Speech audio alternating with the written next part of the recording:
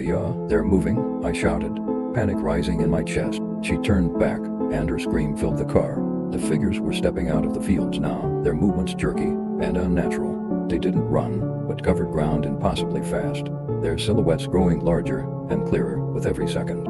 The air inside the car felt suffocating, heavy with something I couldn't name. I pressed the gas harder, the engine roaring as we hurtled down the road. The headlights barely cut through the darkness, and the edges of the world seemed to blur, like reality itself was unraveling. "No houses," Maya whispered, her voice trembling. "No signs. Where are we?"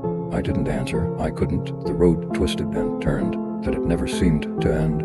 The figures were on the road now, closing in on either side. One stepped directly into the beam of the headlights. It had no face, just a smooth, featureless head atop a too-thin body, its long arms hanging at its sides. It didn't flinch as we sped toward it.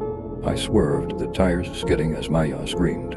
We narrowly missed it, and as I glanced in the rearview mirror, I saw more of them stepping onto the road.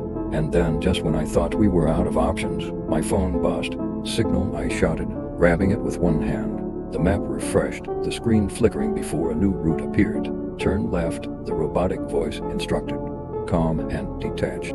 I yanked the wheel, the car bumping onto a narrow dirt path. The figures were everywhere now, their hands reaching for the car, fingers scraping the windows.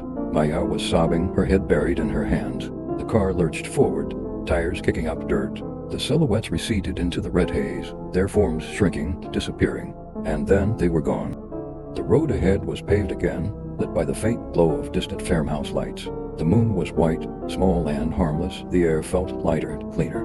Maya lifted her head, her face streaked with terrors. What the hell just happened?